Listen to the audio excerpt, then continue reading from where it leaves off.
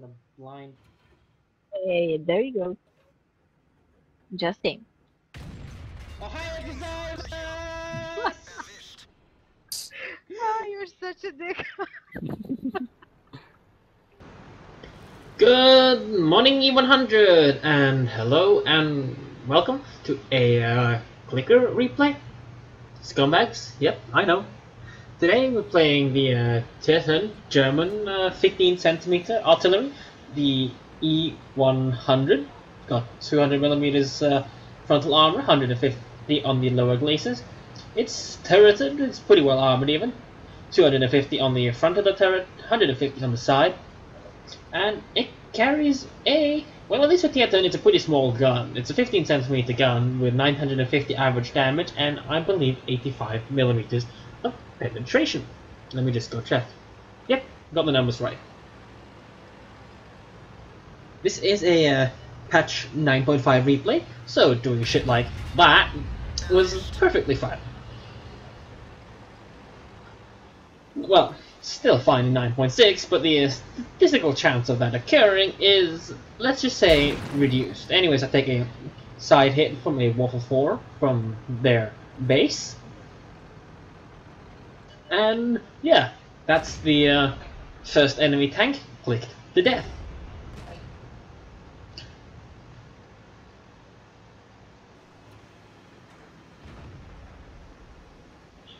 Anyways, the point of this, as you perhaps may be able to see in the chat, well, my clanmate was driving the T-49, also a derp gun. So I figured, let's see who can do the most damage, me or him. I'm driving the E100 spamming HE, he's driving the T-49. Whatever ammunition he was carrying, I don't know, but that's kind of irrelevant. Anyways, now we're doing a bit of the standard artillery blind shooting, so let's just skip ahead a bit. I derped the building in front, so that one landed closer to me than the enemy. But yes, guess I really shouldn't. Well, I really shouldn't need to review this artillery piece. It's quite a commonplace vehicle. You see quite a lot of them around. So I hope you just enjoy this replay. It's obviously, well, I guess obviously, but it's not the best replay I have in the 100. But since 9.6 has been out a while, I've also played this thing a bit in 9.6 with HE exclusively. So yeah. Side of a T-34. Good morning! Low damage roll, 850 is, well, 865 compared to the 950 damage average. If it had rolled average, the Waffle probably wouldn't have needed to put another shell in him, not like it mattered, since the Leopard Prototype A from the back takes him out. Anyways. So, let's get this thing a bit closer to the enemy.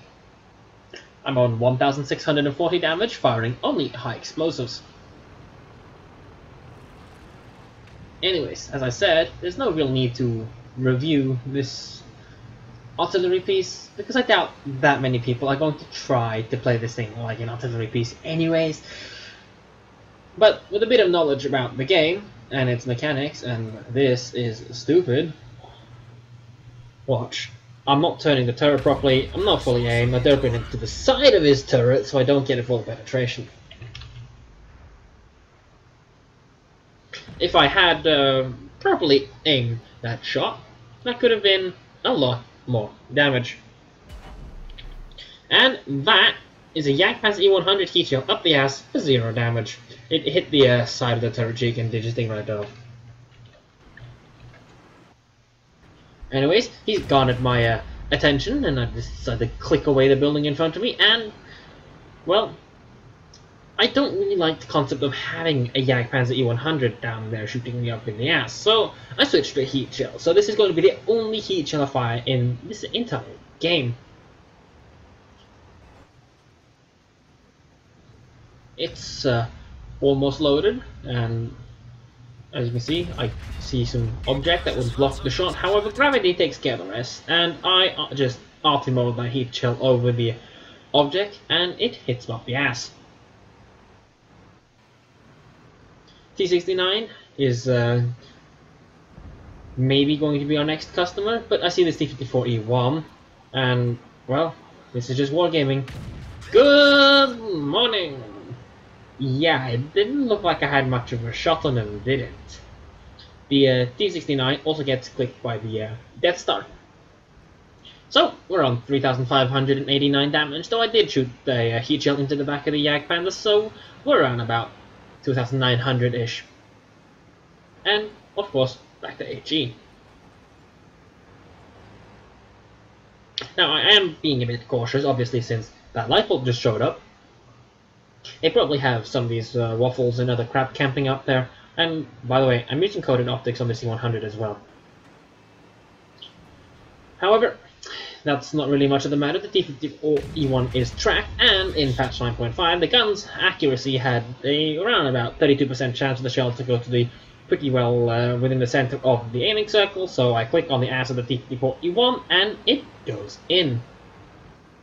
Down to 15 high explosive shell, I fired 10 of the 25 I carry, and 1 heat shell. Let's speed things up a bit. This is, the thing is a bit slow. We're on 3,990 confirmed damage. I do not believe any of the spam shots I fired into the enemy base did any damage whatsoever. And deduct the 600 from the Yak Panzer E100, and we have 3,400-ish damage dealt by high explosives only. Anyways, it's time to take the pressure on. Let's start pushing pressure on their base. I see an enemy E100. He sees, he's aware of my presence around about, yep. Now, because of the 50-meter proximity detection rule. And now I'm just waiting to see if somebody, like the Agpats E100, or the artillery, wants to kill it, and, remove it, since E100s, they're not really that nice to shoot at with HE. And I'm hoping the waffle would kind of come up and try to jump me while I'm down here. The Jagdpanzer E100 is pointing at him. So it's pretty much just a matter of waiting here, aiming somewhere else, and hoping this guy falls for the bait and comes out. My base 704, also camping the base, is spotted heading down the 0 line.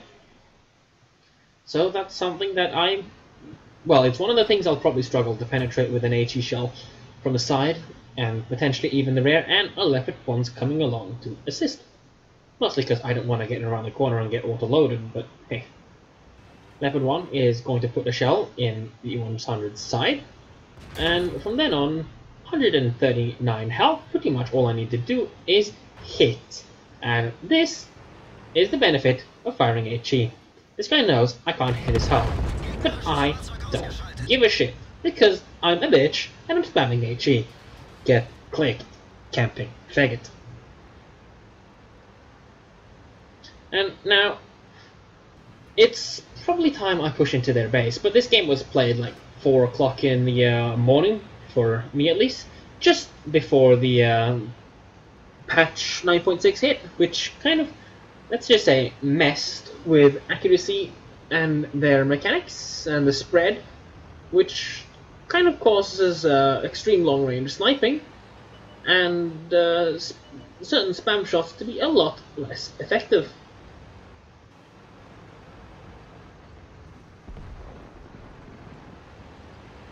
As for a standard E100 game, 4,000 damage isn't too bad, but considering that pretty much most of that was done with high explosives only, it's a decent game. But since I loiter around and do stupid stuff and not think because it's 4 o'clock in the morning, I lose out on a chance to potentially have gotten 6,000 damage. And side of a 704. Space armor, tracks, everything. So I just click. 338 damage. He's now the only one left. He's pointing my way and he's going to shoot me in lower plate. And he's gonna pen. And auto aim, click! 196 damage, leaves him 130 health. Leopard 1 steals it. Anyways, that was a 4,663 damage, high explosive, pretty much only game. 1 heat shell, so a total of 4,000 high explosive damage. I believe I checked the amount of modules destroyed after that game. I think I did nothing on the E1 or something was it the track and engine on the E1. He must have gotten some really lucky saving graces. I think track and some other random stuff. Actually, no, I think it was just track on the Object 704, and I think the T-34 was just yellow track as well. So, high explosives, not the world's most reliable things, but when they do go in, they go in pretty damn hard. Had the mission for the T-28 HDC. I haven't done that many of the IMs because, well, I took a break from the game for a while.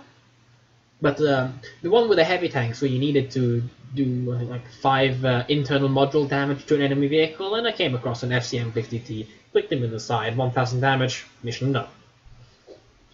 So, when it comes to destroying modules, just spamming the shit at the front of people's turrets is a perfectly legitimate way of doing it.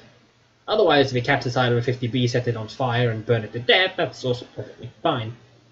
Anyways, thank you guys for watching, I hope you enjoyed. Please don't go about doing stupid shit like spamming exclusively HE 100 unless you know what you're doing. And take care, see you in the next one.